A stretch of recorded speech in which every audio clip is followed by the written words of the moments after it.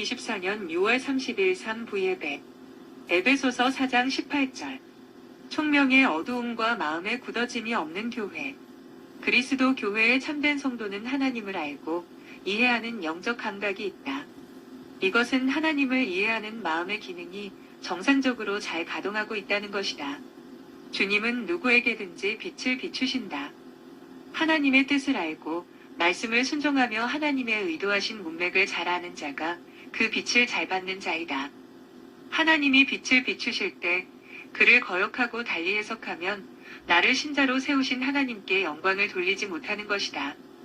자기 이익을 위해 선동하고 이간하여 남을 억울하게 해서 상처를 주며 악행을 하면서도 겉으로는 의로운 행위를 한다고 하지만 그로 인해 자신이 타락하고 있다는 것을 느끼지 못한다.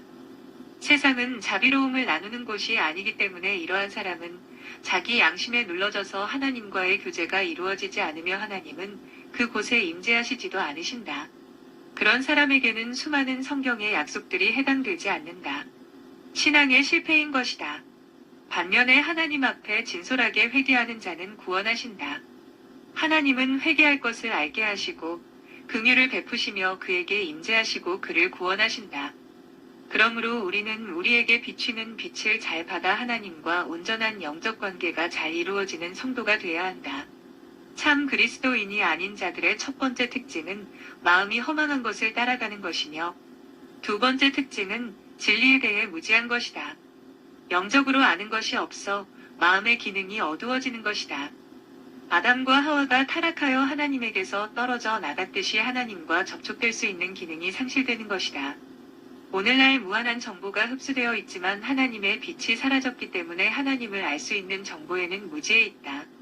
이에 성경은 제발 눈을 열어 하나님을 알기를 원하고 있다. 저들에게는 하나님을 아는 무능력이 장착되어 있어 하나님을 알 수 있는 기능이 깨져 있다. 하나님에 대한 무지를 가져오는 것은 곧 죄이다. 죄로 인해 하나님을 받아들이지 않는 것을 스스로 결정한다. 이러한 자에게 하나님은 그의 눈이 어두워지도록 법적 결정을 하여 새로운 기회도 막으신다. 신자의 경우도 자신의 유리한 것만 받는 행위를 하는 자는 십자가의 은혜에 하나님을 모르게 하신다. 셋째로 마음이 굳어지는 것이다. 완고하고 완악해지는 것이다. 애굽의 바로 왕이 이스라엘 백성에게 강팍한 것 같이 마음이 굳어지는 것이다. 총명이 어두워지고 무지가 정착되고 마음이 굳어지는 것이다. 곧 영적 감각을 굳어지게 한다. 굳어짐은 의학적으로 석회화되는 것이다. 죄가 사람의 마음을 석회화시켜 굳어지게 한다.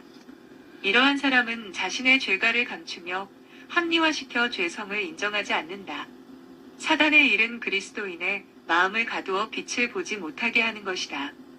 이로 인해 신자들도 그리스도 앞에서 자신의 육신적인 것만 구하게 된다. 심지어 그리스도가 앞에 나타나셨어도 그분을 알아보지 못하고 의도적으로 믿지 않으려고 한다. 이러한 자들은 하나님도 어쩔 수 없이 그냥 놔두게 하신다.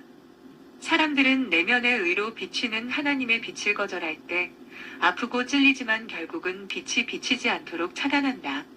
이러한 자에게는 석회화가 빠르게 진행된다. 그러나 예수가 이 땅에 빛으로 오셨기에 그를 영접하고 소원하기만 하면 언제든지 빛을 비출 수 있는 것이다. 그는 빛으로 우리를 구원하시기 위해 오셨다. 의의 빛을 거절하며 하나님 말씀을 바꾸어 임의로 해석하고 의도적으로 감추는 행위로 오는 결과가 얼마나 무서운가를 알지 못하고 있다. 이러한 자들은 양심이 석회화되어 감각이 무디어지는 것이다. 죽어가면서도 자신의 죄를 고백하지 않는다. 양심의 경고등이 기능을 하지 못하며 더 나아가 남들에게도 의도적으로 자신의 의를 권하게 된다. 네 번째 현상은 하나님께로부터 떨어져 나가 하나님과 원수가 되어 생명을 잃은 것이다. 우리는 하나님께 순종하여 빛을 발히 보고 깨닫고 이해해야 한다. 그와 교제하고 그의 인도를 받고 사랑받는 성도가 되어야 한다. 세상을 다 잃는다 해도 하나님을 알고 하나님을 만날 수 있는 마음을 포기하지 말아야 한다. 아멘.